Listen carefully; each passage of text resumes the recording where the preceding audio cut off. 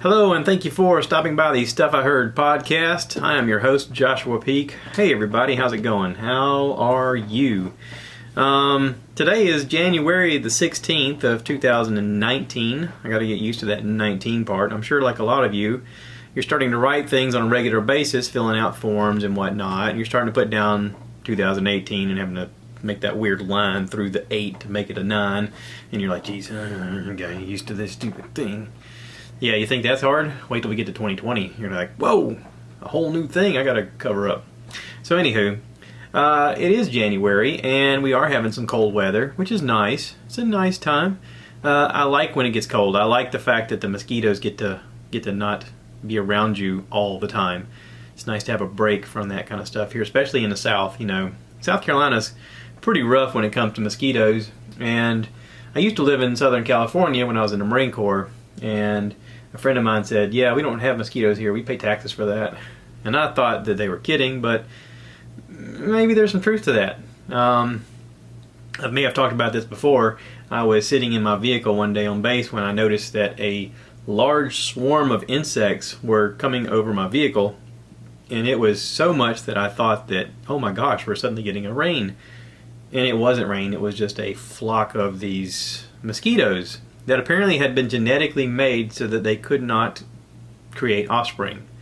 The way they described it on the radio was these mosquitoes had been neutered, I guess. And I thought, well, who's holding a mosquito down to, like, neuter a mosquito? I mean, but then I thought, well, that's just stupid. They probably just, some chemical way of the way they were raised, they can't have offspring. Which makes more sense, you know, obviously. A lot less mechanical moving parts when it comes to that, a lot less precision work. But anyway, you know, this was something that they did, and apparently, like, the mosquitoes that were viable at the time would mate with these mosquitoes, and then they would have no offspring. So, you know, maybe there is a tax for that out west. There's not here. We pay taxes, but apparently our taxes are for a lot of people to not work, and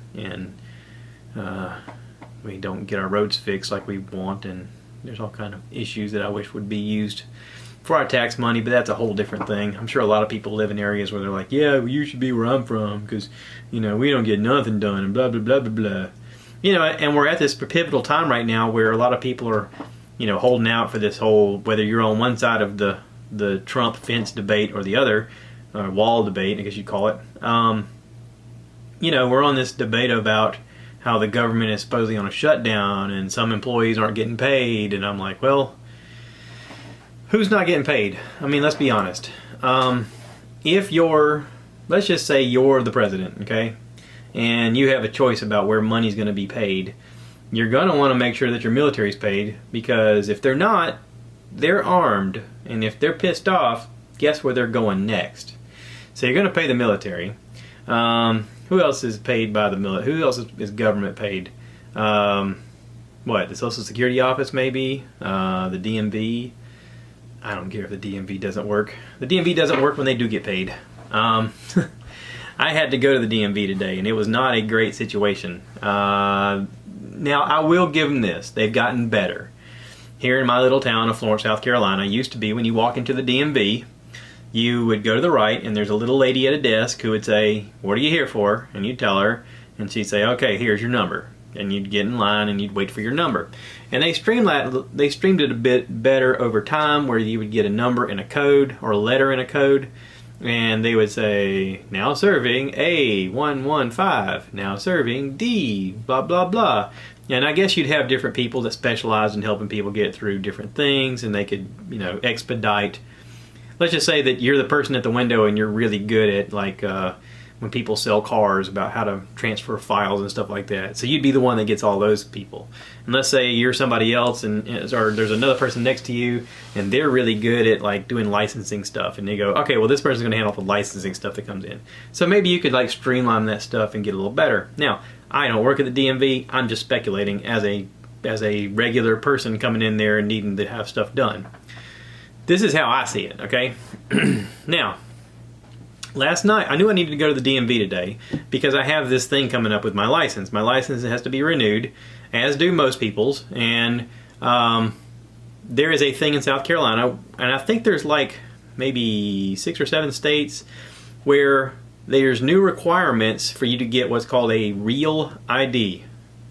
It's something to do with the federal government, and it's something to do with you have to have this done by October 2020 in order to fly or in order to access any kind of government building. I'm not exactly sure what the difference between the old ID and the new ID is, except for the fact that what I had to do today. Okay, I went online and looked up what you needed to bring. I even went on YouTube and looked up South Carolina Real ID information, and they broadcast a news thing that came on television saying this is what you got to bring. Okay, I had to have a birth certificate, a social security card, my current license, and at least 2 things that have been mailed to your residence with your name on it. Okay, here's the tricky part is, like, when we got together, my wife and I, we got married 14 years ago. The 2 of us owned different houses, and I sold my house and moved in with her because her house was bigger than my house. She had power in her name, and when we built this house that we live in now 11 years ago, we just transferred it over as, you know, hey, now we have power here, and didn't think nothing of it. Well, I don't have a power bill with my name on it, which has never been a big deal until I need a proof of some kind of utility bill with my name on it. Now, the water has my name on it, which is great, because then it's got hers and my name on it. We can say, hey, we live here, this is our stuff. And I was able to get like my Verizon bill, and I did take the electric bill even though it doesn't have my name on it, but I figured they can do the math. We've been married a while, it's got both names on it, just help me out here. So I took 3 proofs of residency, I guess you'd say. And I went up there and had looked online the night before, and it said this is going to open at 8:30, and I was like, great, I'll get up in the morning, I'll have a little coffee, I'll go get that done, and then I have a doctor's appointment for later on. I was supposed to be at the doctor's at like 10, the appointment for 10:45, and they said be there about 20 minutes before, and I thought, okay, well, if it's 8:30, then I got basically 2 hours to get whatever I got to do there, which should be plenty of time, especially if I'm there when they open the doors. I can get this done, get it out of the way, and then go over and get my doctor's appointment done, and move on with my life and have other things to do, like record a podcast with you guys. Hi. So anyway, I got up this morning, made some bacon, had some coffee, got all prepared, got dressed, ready to go. I'm like, all right, this is gonna be great. I even fixed my hair because I knew I was gonna be probably taking a picture, and you know, they want to take a current picture. And now that you do them with my CDL, I get them done every 5 years. I had to have more of an up-to-date picture with my face, because my last picture had me with a beard. I had a kind of a small beard, but I had a beard for about 10 years, and you know, haven't had a beard for the last 3. So this was going to be like a new picture. And I even fixed my hair. I put some young guys stuff in my hair to make it all look perfect, and even did the dad 2 fingers. Hey, looking in the mirror, and walked out the door thinking, all right, this is gonna be great. I'll get there ahead of time. I'll make sure I'm there at least 15 minutes early. The DMV is about 30 minutes from my house, so got everything loaded up, headed up there, pulled up and looked at the door as I'm walking up to it, and realized that the sign says on Wednesdays, which today is Wednesday, we're open from 9:30 to 10, or 9:30 to 5. And I was like, I'm here at 8:15 and they don't open till 9:30. Even if I like leave here and go home and come back, it's a 30-minute drive home. I'm just going to basically drive home and go, well, they're not open yet. All right, I'm going to head back now. I mean, that's just stupid. And I was like, I'm at a loss of what to do now. I'm better off just to sit here. And I didn't want to sit there, but I sat there. And I thought, well, at least if I sit here, I can be first. That was my thought. But I knew, in my heart of hearts, that, like me, most people were going to come up thinking the same thing I thought, and they were all going to pull up and go, oh no, I see the sign. Oh, what do I do now? Sure enough, that's what happened. I watched person after person pull up, walk up to the door, and in disappointment, turn around and walk away. And this went on for quite a while. And after a while, I kind of wanted to head people off before they got all the way up there and turned around, because I thought I could be nice and just save people the effort and be like, hey, just letting you know, the sign on the door says they don't open until 9:30 today. Oh, okay. And they'd turn around and get back in their cars. Because it was cold this morning. It was like 32 degrees. And, you know, I did my thing. One by one, people would pull up and I'd say, hey, they don't open until 9:30. Really? Why? Yeah, I don't know. I don't know the answer to that. I can't help you. And they would do it one after another. And at a certain point, I got a little nervous because time started catching up. And I thought, okay, we're going to get to a time here where suddenly one of these people are going to be like, all right, that's fine. I'll just wait by the door. And then suddenly a line will appear. And not only will it be a line, but then it'll prompt everybody else in every other vehicle to go, well, I guess I need to stand in line too, because otherwise I'm going to be here forever. And I had that same thought. I mean, I'm looking at the time and I'm looking at the door and I'm like, okay, when am I going to do it? It got past 9 o'clock, 9:05, 9:10, and suddenly I start noticing like 2 and 3 cars pulling in at a time, and I'm trying to let people know that, hey, they don't open until 9:30. You might not want to stand out here at 32-degree weather this long. And then as it got towards 9:13, like 5 vehicles pulled in at the same time, and I went, that's it, I'm getting out, I'm standing in the cold. I grabbed my stuff, I turned the truck off, locked it up, walked up to the door, and stood in front of the door with all my stuff in my hands in 32-degree weather with my new puffy jacket, and waited. And people saw me and went, oh, they must be ready. And they all jumped out, and they stood in the cold. And I watched them stand in the cold the entire time I did. Several of them stood in the cold for a while and went, screw this, and they got back in their cars and they left. Several people came up as groups, and they said, hey, listen, I want to go sit in the car, and I'll come back in 5 minutes, and then you can sit in the car. They were taking turns. That's pretty smart. You know, I didn't have anybody with me, so I couldn't do that. So I waited. And I waited, and they finally opened the door. And when they did open the door, I was the first person that got to walk in the door, and I said, hey, this is what I'm here for. I need to redo my license, and I need to have that new Real ID federal thing on my license. And they were like, all right, cool, we'll sit you right here at this first desk. Okay, cool. I sit down, have a young man helping me. He gives me a form to fill out. I fill it all out. He disappears. He makes copies of stuff. He comes back, and he's like, hey, oh, you got a CDL. Oh, you should be filling out this other form. Here, hang on, let me give you this other form. Okay, thanks, Junior. And I go out and I fill out another form. And he starts typing in the computer, and he's like, hang on, I got to get somebody. I've never done one of these. And I was like, are you kidding me? I mean, already I'm looking at my time of, I got to be at the doctor's here in an hour. And you've never done one of these before? And this is not going to be easy because I know, me personally, I know that I have a CDL and I have a hazmat endorsement on my license, and it's going to throw up some kind of red flag in your computer that's going to say, hey, wait a second, he's due for updating his hazmat, and I've chose not to. But it's still going to prompt him, and it's going to have information saying, wait, we can't go that far yet. And sure enough, that came up, and sure enough, he had to track somebody down, and about 3 times he had to go track somebody down and bring him back over. And I filled out 2 extra forms in the process, and finally got it done. I will say, finally got it done. Walked over, took my photo, smile, and got my new ID. Now, here's something interesting. In order for my wife and I to redo our passports, I found out that we both have to have these new licenses done. And one of the things that I'd heard of was in this process, like if you got married and you changed your name, you got to have proof of your name change. So like if you got married and you have a marriage license, you got to bring your marriage license. Well, we got married, you know, almost 14 years ago, and I asked the lady while I was there, I said, hey, by the way, I heard about this thing, and my wife and I got married 14 years ago. Does she still need to bring a marriage license even though it's been 14 years? And she goes, yes. I am in my office right now, and I'm looking at our marriage license on the wall in a frame. So that means I got to bust this thing out of the frame in order for her to get her new license taken care of. Which seems wrong, but I understand.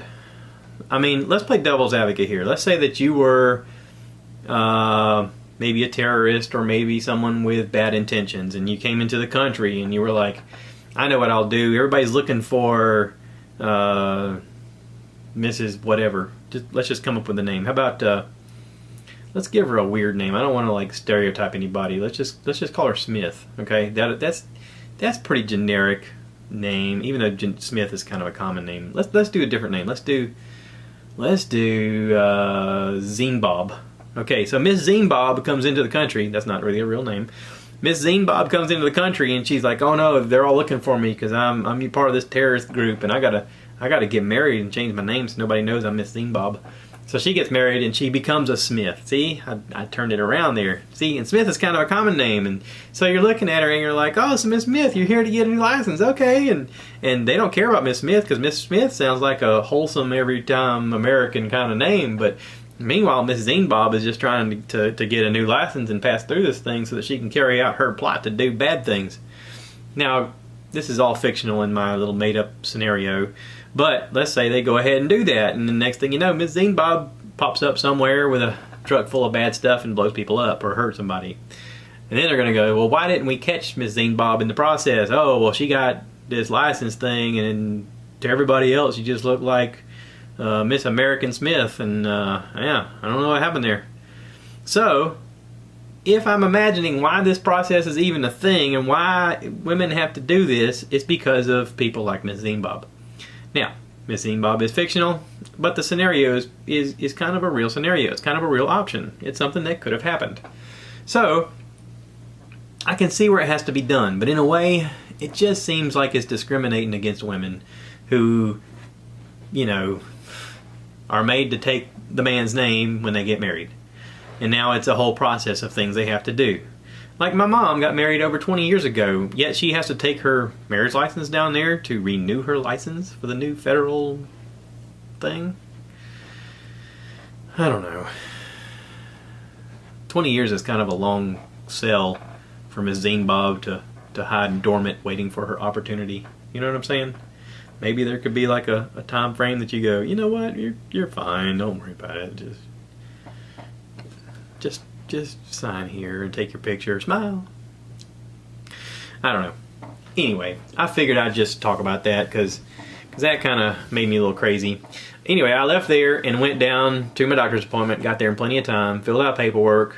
I've had 2 cups of coffee, 3 little pieces of bacon, and a strenuous situation at the DMV. And I walk in, and first thing they do after they do my paperwork is they take my blood pressure, which is a little bit high. It's like 125/85. Now, I got sick this past summer, and I went to doctor's care, and they took my blood pressure then, and it was like 110/65, which is ideal. And they were like, "Oh, it's a little bit high today." And I was like, "Yeah, I just left the DMV. Your blood pressure would be a little high too if you just left the DMV." Now, that may not be as much the DMV's fault as it is my fault. If I'm going to own something, I might as well own it correctly. Part of the problem is I put too much on my plate. I'm trying to line up things to do, and I go, wait, I can slide that in too. I knew I had the doctor's appointment. I knew I had planned on taking it easy in the morning, spending some time, just reflecting, being calm, eat a little breakfast, that way I'd feel really great. I didn't know what kind of tests they were going to do today. I basically was getting a wellness checkup and planning to have my eye looked at. I may have talked about this before, but I went to the eye doctor, and he said he could see 2 little spots of blood in my eye, and they're microscopic. He couldn't see it without the little special tools, but he's like, you need to get this checked out and make sure it's not anything. And so I didn't know what to expect or what to do. And when I booked this thing and they said, oh, just be here around 10 something, and I thought the DMV opened at 8:30, I thought, well, there's something I can slide in. There's something I can do before. Here's how I can stack my day so that I can do more crap. And in the process, I end up stressing myself out because it's sort of like, what's a good example? It's sort of like if your friends say, hey, we'd like to get together this next Saturday. Okay, great. What do you want to do? I don't know. Let's have a cookout. Cool. What time's the cookout? Let's get together about 4. We'll hang out. We'll, maybe play some games. We'll watch a movie or listen to some songs and play cards or, have a cookout in the process or whatever. It's just playing about 4. Okay, cool. And then you get a phone call saying, hey, maybe it's a kid. I need you to help me with something. Well, what do you need? I gotta get your help moving this thing in my house. Okay, what time? The earlier the better. Perfect. I can do that too. So you end up going over and you help your kid move something, and you're there early in the morning, and meanwhile the wife says, hey, while you're out, why don't you stop by the store and get this? Okay, I'll get that. Sure, yes, I can do that too. I got time. And then you think, well, I got a party. I might as well get my hair cut too. So you go, I could stack a haircut in there too, man. I can go help him, and then I can get my hair cut, and then I'll go by the store, and then I'll need to come home and take a shower because I got the party. Yeah, I'll do that. And then you're out there and you're getting your hair cut, and the wife calls and goes, oh, by the way, I told so-and-so that we'd bring this. And you're like, well, crap, now I got to go across town to get that. And I don't know if I have time to get my hair cut and get a shower, but I'm here getting my hair cut now. So okay, I'll get it done. And then the next thing you know, you're just like, you're amped up, and you're just like, I got so much crap to do. When in reality, you didn't have all that stuff to do. You just sort of stacked things in your day, and we're all guilty of it. We all do stuff like that. We all plan and agree to, yeah, I can do that, and yeah, I can do that. And I think a lot of it is our cell phones. A lot of it is the fact that we've learned to prioritize our days in such a way that we schedule time. We book time. I heard it said years ago that when the invention of the clock came out, like, it was really the beginning of the Industrial Revolution.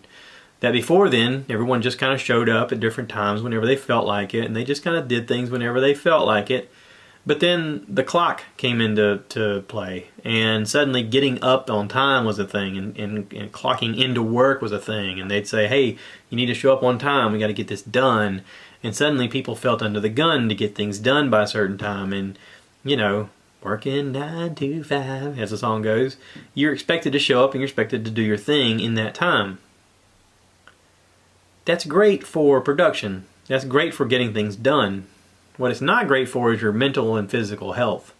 Because in the meanwhile, you just push yourself harder. You find yourself in this, what they call rat race, and you just go as hard as you can for as long as you can. And you think, if I could just squeeze in a couple more things, I can get this all done. If I could just do more. And it's hard. It's hard to do that and balance a life. I had a discussion with somebody recently about the fact that I'm getting ready to turn 45 and I don't really have any hobbies. I can't really qualify the podcast as a hobby, even though it kind of is. And I can't really qualify YouTube as a hobby, even though it kind of is. In a way, it's kind of like another job. It's like I've committed to this thing and I've told myself I'm going to do it. And while it's fun for me, it's also a commitment. It's not like I'm going to learn to, like my dad. One day he just decided, I'm going to learn to play the banjo. And he started learning to play the banjo. And now it's something that he does for fun. Some people hunt, some people fish, some people play golf. Some people ride a unicycle.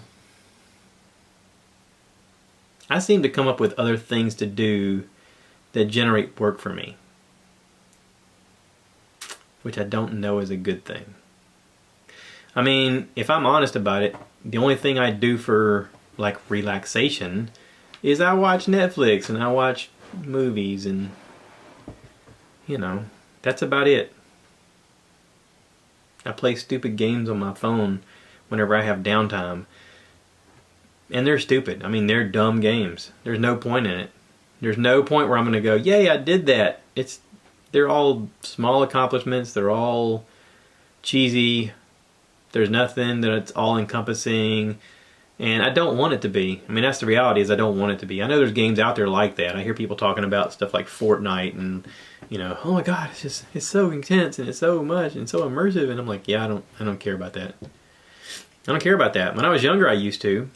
What is that? Red Dead Redemption came out last year, and everybody was talking about how immersive it was and how much control you have of your character, and this sandbox design of how you can do anything in the game and you can take the story in any direction you want, which sounds cool until you do it, and then you realize at a certain point, wow, this has really consumed a lot of my life. I've wasted a lot of time doing this. I could have been doing other things, I don't know what that thing is. I mean, it may be enjoyment, but my brain at some point has shifted towards, if I'm not creating something, then what am I doing? What is my time here for? if I have the means and the ability and the desire to create stuff, why don't I just create it? With that being said, I'd like to bounce into something else. Today I was able to, as I stacked things in my life, got done with my doctor's appointment, called my mom, said, hey, are you available for lunch? She said, yes. We went and ate lunch at my favorite taco place, King Jefe. It's in downtown Florence. I've talked about it before.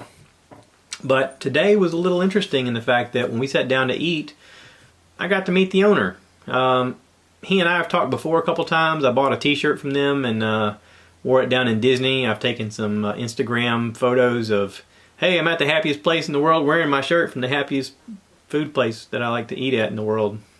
And I wore my King Jefe shirt at Disney and made it internet famous, I guess you'd say. But, you know, I've spoken to this guy before, and I didn't really know his name, but I knew his face, and he knew me, and, you know, it was kind of one of those things where I felt kind of blessed in a way that he even recognized who I was. Well, today we're getting ready with, we're finishing up our meal, and it was excellent, as it always is. And he comes over and introduces himself and says, hey man, I've been checking out your stuff, and, I think I'd like to be on the podcast. And I was like, really? And I was like, yeah. And I was like, well, I can do an interview, man. We can have an interview podcast. I can sit down with you. We can talk about, whatever. And he was like, what will we even talk about? I said, well, let me interview you. Let me ask you, how did you get started? Where'd you grow up? How'd you get to starting with this business? What made you think of this? We can go from there. And once we get all that stuff out of the way, then we can just talk and hang out. And he's like, that sounds great. So I got to share information with him, and I gave him my phone number. He gave me his. So look out for that. That's going to happen. I'm going to make that happen. Action over intent, right? That's what Casey Neistat does. Action over intent. Make it happen. What are you waiting for? Talking to him for just a little bit, though, he does listen to a lot of the same podcasts I listen to. He was talking about listening to Joe Rogan, and apparently Joe's got the new one out with Theo Vaughn. I'm looking forward to listening to that as well. Let me look on my list here. So, the Theo Vaughn episode just posted today. He's done one with Adam Greentree, who's a bow hunter from Australia, and Greg Fitzsimmons, who's a stand-up comedian. He also has a podcast called Childish with Allison Rosen. Oh, I like Allison Rosen. Allison Rosen had her own podcast called Allison Rosen is Your New Best Friend. She used to be on Adam Carolla's show, and then she broke off and had her own thing for a while. But apparently they have their own podcast together now. That's kind of cool. I am currently listening to Joe's episode where he talks to Michael Shermer, episode 1222. He's a science writer, historian of science, founder of the Skeptic Society, and editor-in-chief of its magazine Skeptic, which is largely devoted to investigating pseudo-scientific and supernatural claims. Pretty interesting podcast so far. I'm about halfway through it, and I'm digging it. I like this guy, and the stuff they talk about is pretty interesting. Now, Joe is supposed to have a podcast with Mike Tyson tomorrow. Iron Mike Tyson. If you don't know who Mike Tyson is, I'm sure that you're probably too young, but you've seen the Hangover movie. Mike Tyson is the guy who punches that dude in the face and knocks him out. He, at one time, was the baddest man on the planet when it came to boxing. He was a tornado of damage. Anyway, he's going to be on the podcast tomorrow. I'm looking forward to that. And Joe's got in the works to do a podcast with Kanye West. Now, I'm sure young people today know who Kanye West is. It's going to be interesting, to say the least. Hang on, let me restart my... There we go. So anyway, that's coming up. Looking forward to that. Bert is on tour. Bert Kreischer. I know you guys are like, God, you're going to talk about Bert every episode?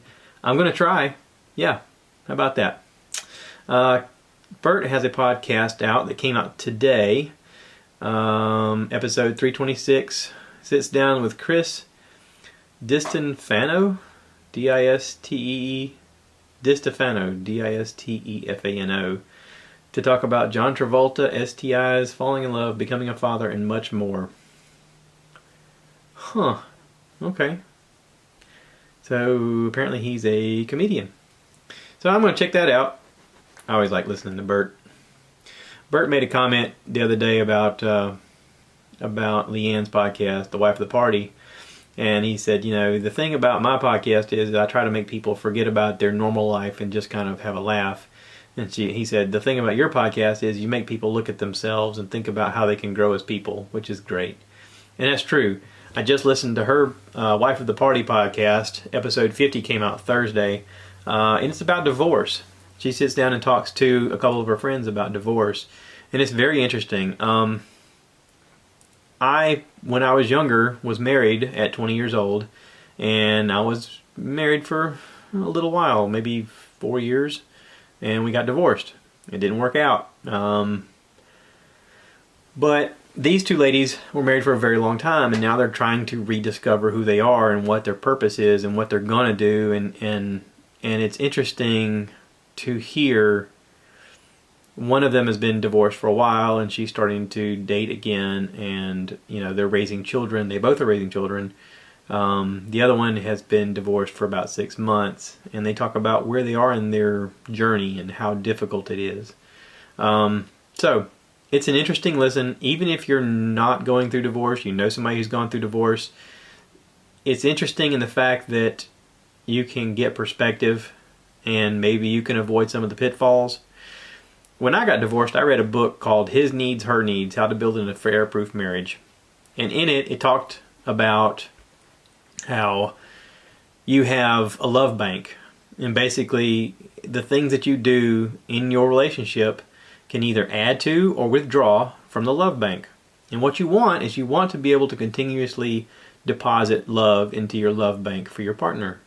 And when you start withdrawing, your withdrawal is not the same amount that you put in. So if you put in and put in and put in and put in, and then you take out of that love bank, your withdrawal is greater than the amount you put in. And you have to be careful, because if you withdraw too much, guess what? Your love bank is bankrupt. So you don't want to bankrupt your love bank. You want to continually add to it. When my granny and granddaddy peak, it got to where my granddaddy had passed away. My granny made a comment. She said, Every day that we were married, I tried to remember that he was my boyfriend, and I got to be lucky enough to marry him. And he treated me the same way. And that's special. Oftentimes in a relationship, we take each other for granted. And you don't want to take the other person for granted. Think about how you would feel if you were taken for granted. I mean, you want to appreciate the person that you're with and appreciate the fact that you're both going through this together, and don't be selfish all the time. Take time to think about, hey, what is it that my spouse needs from me? Or what can I do to help you? But not only that, but say it. Just say, hey, what can I do to help you? Do you need help? Do you need me to do something? No? You're good? Okay, cool. Just checking. Pay compliments. Take time. Plan a vacation together. Remember what it was like. Remember the reason why you got together in the first place. It's sort of like you reap what you sow. Well, if you don't tend to your garden rots. So there you go. It all comes around to depositing in your love bank or withdrawing. Let's see. I'm also listening to the Second Chance Church podcast. This past Sunday's podcast was Don't Quit. God can use and it's got explicitives spelling the word shit. Don't quit. God can use the shit. Now, he doesn't say shit. He says it. But it's interesting how sometimes the things that you go through in your life reveal themselves to be for a bigger reason. And sometimes God's reason is bigger than your reason. There's a lot of truth to this. Garth Brooks had a song in the 90s, Sometimes I thank God for unanswered prayers. Sometimes you're going through stuff and you're thinking, if I could just figure out a way out of this, God, why don't you help me? Sometimes you go through it and you come out the other side and you grow from it, and then you reap something even better. But you had to go through that season to reap the thing better. I went through my first divorce so that I could appreciate my wife for who she is now. I've had crappy jobs in the past so that I could appreciate the job I have now. There's things you do in life to appreciate things in a different manner later. I've had a lot of crappy meals. It lets me appreciate the good quality tacos that are at King Jefe Taco downtown Florence. See what I did there? If you're not following King Jefe on Instagram, go check him out. KingJefe. King Jefe. You're going to be like, ooh, these look beautiful. And they are. And they taste delicious. And the crazy part is normally when you see stuff advertised like that, you're like, it can't be that good. Literally, every time you order it, it looks like the picture. And it tastes fantastic. So, kudos to Kyle. You guys are killing it over there. I'm going to wrap this thing up now. Hey, y'all be kind to one another. Remember to rate, share, subscribe, review, tell your friends, tell your family, and listen out for more. I'm going to have King Jefe's owner on here before long, buddy. He's going to be up here telling me how he got started, and we're going to go from there and make something happen. It's all about community, right? I'm making the groundwork here of the community. We can make it happen together. Be part of it. All right, that's it.